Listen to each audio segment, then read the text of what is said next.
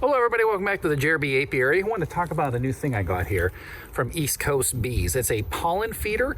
So if you're using any of the different pollen products that are like a powder based, or even I guess the cakes, you can put it inside of there, and it provides an area for the bees to go in and out of for storage that won't get wet.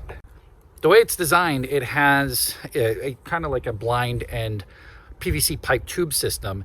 And there's a pipe within a pipe that has a ledge so that you can tip it on its side so rain won't be able to get in easily with the little landing board system that it has.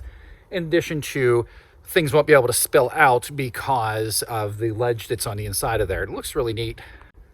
And additionally, the bees kind of make a nice, awesome, echoey bass sound whenever they fly in and out of it.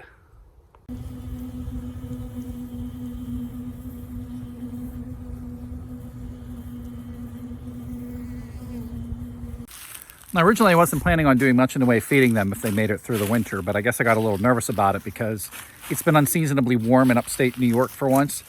As a result of that, I believe they're going to be ramping up their production and laying more eggs, and I felt that they would need that pollen that doesn't exist right now in our environment because of the time of year that it is. So I thought as a compromise, I'm not going to give them sugar water. They have honey stores left over still, and I thought maybe just giving them the pollen products that I have here would be something as a compromise, and they can fly out and get what they want.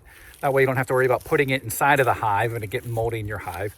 And it makes a nice compromise on different variables for feeding them or not feeding them. It's an experiment. The bees seem to enjoy it. They're going and getting it, and I guess we'll learn as we go and see how it turns out. Now, as far as why I'm wearing my bee outfit right now, you see I was just next to them and they didn't really care. And right now, they're actually fairly docile. It's about 67 degrees. It's a little overcast and windy.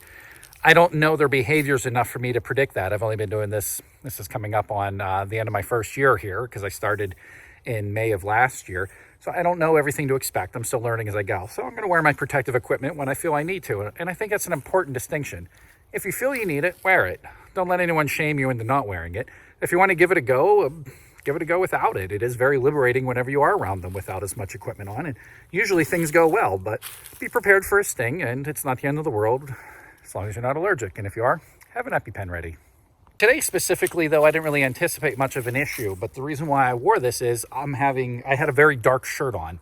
And the only time I've been stung so far is when I was up just peeking on them, and I was wearing a very dark shirt and very dark pants, and they did not like that very much, which is a well-known thing. So I figured I'd throw on my yellow jacket, no pun intended as far as for yellow jackets, so that I could go up there and feel a little more confident that they will be calmer because I'm not in anything that they would anticipate as being a predator coming after them. And that's an important thing. It's wearing light-colored clothes.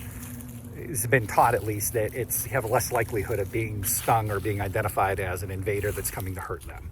So that's what I did.